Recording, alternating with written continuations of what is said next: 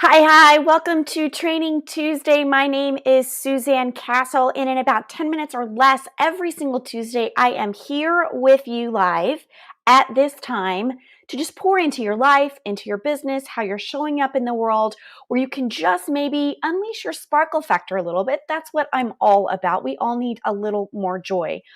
I've been thinking a lot about intention setting. A lot of people think about it as the year turns over. So from December into January, or maybe when they're about to launch something, they want to put something out in the world. But some people think that intention setting, that the power that it has is just relegated to like yoga world, right? Or like the hippy dippy world or the super granola world.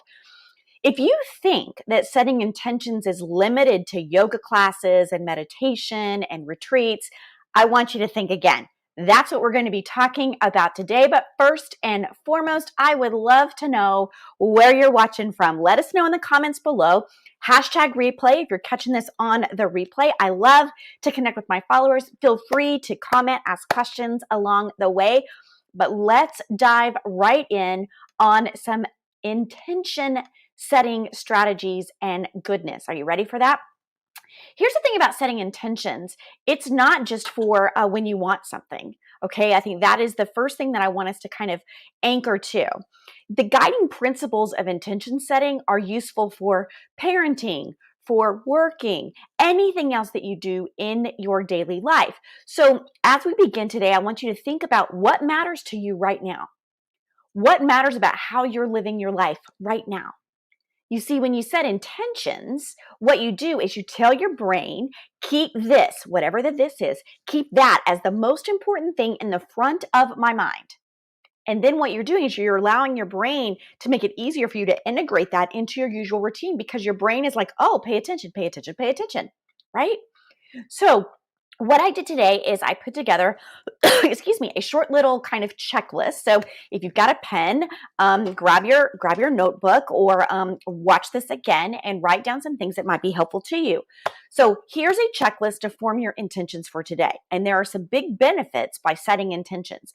The first one is if you want to get to know yourself better. So you see the process of creating intentions, it encourages us to turn our attention inward, right? We discover what's on our mind at a deeper level than just paying the bills or keeping appointments, right? While we have to do those things, right? Really, that kind of internal dialogue that we're telling ourselves all the time really affects everything.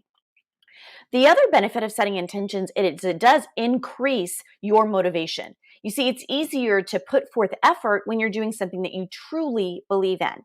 You are more likely to persevere when things go badly. You will keep going until you see the results that you want. And that creates even more incentives to keep going when things get hard. The other part of the benefit of kind of setting intentions and putting that in the forefront of your mind every day is you honestly will live more meaningfully. So, what does that mean? Well, that means imagine devoting your time and your talents to the projects that you feel the most passionate about. Do you even know what those are? Or is your calendar so full and you're just showing up every day, wah, wah, wah, wah, wah, wah, that you don't even understand how to live deliberately? I talk a whole lot about designing our life instead of just falling into our life, right? So we want to choose our legacy instead of letting events just happen to us all the time. So here's my checklist for setting intentions and how I know it can give you great power in just designing a life that you truly want to live. And when you do that, I promise you'll be happier. The first thing I think that's important to remember is that we want to do this in quiet space. We want to clear away any distractions. We want to be comfortable when we're doing it. We do want to focus on breath. Like we don't want to be setting our intentions when we're like, oh my gosh, I got to pick up the kids, right? Because all of that just amps up inside of you, right? We don't want to do that. So we want to calm our mind. It could be with prayer. It could be with reading something. It could be with breath work, whatever it is that you find that connects you. First and foremost, quiet. So quiet space, quiet mind, quiet heart.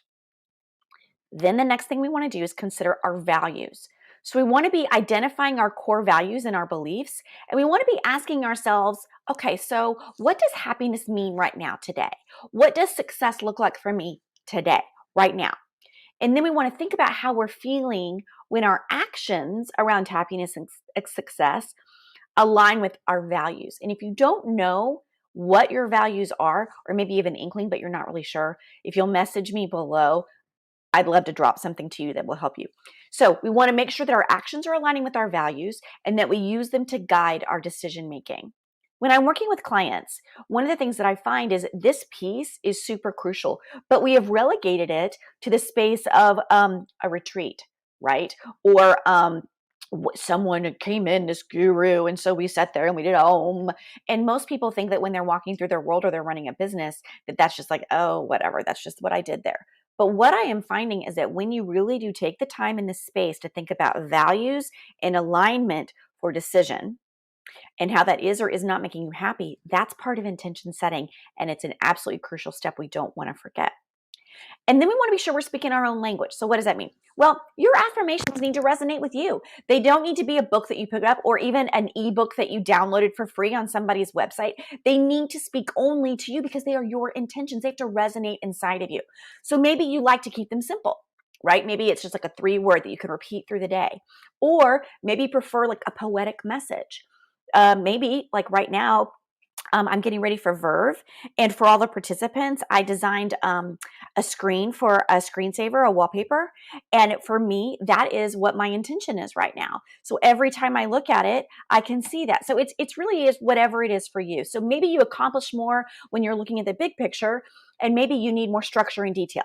That's what I mean by language. And then you want to be sure to be thinking positively. Thinking positively. Whatever shape your intentions take, focus on positive statements. So in other words, you want to think, think. That's the important word here, right? You definitely want to be thinking about, what does this mean in this moment? Right? What positively is going on in my life? What do I want instead of what I'm trying to avoid?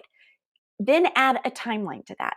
If being compassionate or mindful for the rest of the day sounds a little too challenging, my suggestion is to break things down into a single day or even a single hour or even a single 30-minute segment. That will set you up for success. So quickly, I want to walk through how to then implement your intentions. I hope that you wrote some of those things down and that you are going to be able to create that space for you. And that's the point. You need to be writing them down. Just the act of putting your intentions into writing will actually make them seem more concrete and more attainable to you. And then you're going to strengthen your sense of commitment and you're going to make it easier to then visualize that destination you're trying to get to.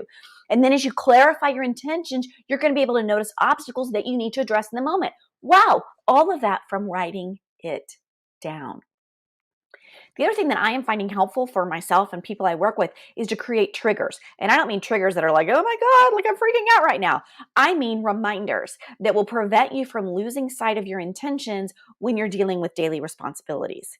So you might want to revisit them every morning, right? So I've talked a lot about my morning magic. I learned this from Lee Cockrell from Disney. So I use morning magic, and on that, I make sure that my intention is there. What am I trying to be in the world?